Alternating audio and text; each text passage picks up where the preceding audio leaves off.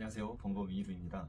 오늘은 상가 임대차 관계에서 임차인이 누수 등으로 손해가 발생했을 때, 즉 상가 건물에 누수가 일어난다든가 또 폐수가 역류해서 영업을 할 수 없게 되면 임차인은 심각한 손해를 입게 됩니다.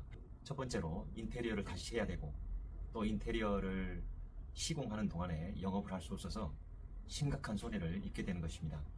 그런데 대한민국에서는 그 임차인이 입은 손해에 대해서 전부 다 보상을 받을 수 있느냐 라는 문제가 있는데, 실상은 법원에서는 임차인에게 충분한 손해배상을 해주기 어려운 경우가 많습니다. 첫 번째로 누수가 발생했을 때 그 누수 책임의 원인이 과연 임차인이 영업을 하기 위해서 인테리어를 하게 되는데, 인테리어를 하는 과정에서 시공이 잘못돼서 누수가 발생하게 되어 있는지, 아니면 임차인의 인테리어와 상관없이 건물의 구조적 부분, 즉 임대인이 책임질 부분에 대해서 건물이 노후돼서 누수가 발생한 것인지 여부에 대해서 먼저 입증이 돼야 됩니다.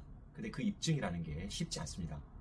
그래서 먼저 손해 발생 원인 책임 부분에 대해서 입증이 돼야 되고, 만약에 다행스럽게도 건물의 구조적 부분에서, 즉 임대인이 책임질 부분에 대해서 누수가 발생한 것이라고 판명이 되면 그 다음으로 임차인이 입은 손해에 대해서 그 배상액을 어느 정도 청구할 수 있는지가 문제되는데, 우선적으로는 누수로 인해서 발생한 인테리어 재시공 비용은 청구할 수 있습니다.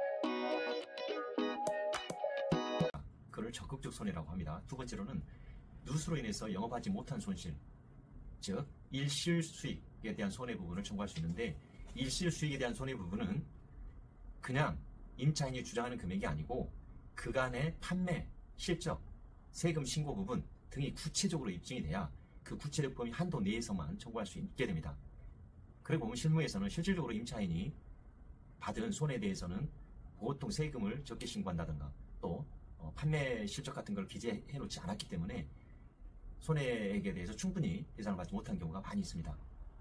만약에 이제 여름철 장마철이 다가오는데 건물에 하자가 발생한다든가 그런 부분이 있는 임차인이라면 미리 대비를 하셔서 누수나 또 폐수 같은 경우 있을 때는 사진이나 동영상 부분을 잘 찍어 놓으시고 판매 실적 같은 것들을, 자료들을 잘 확보하셔서 대비를 하시는 게 좋을 듯 합니다. 감사합니다.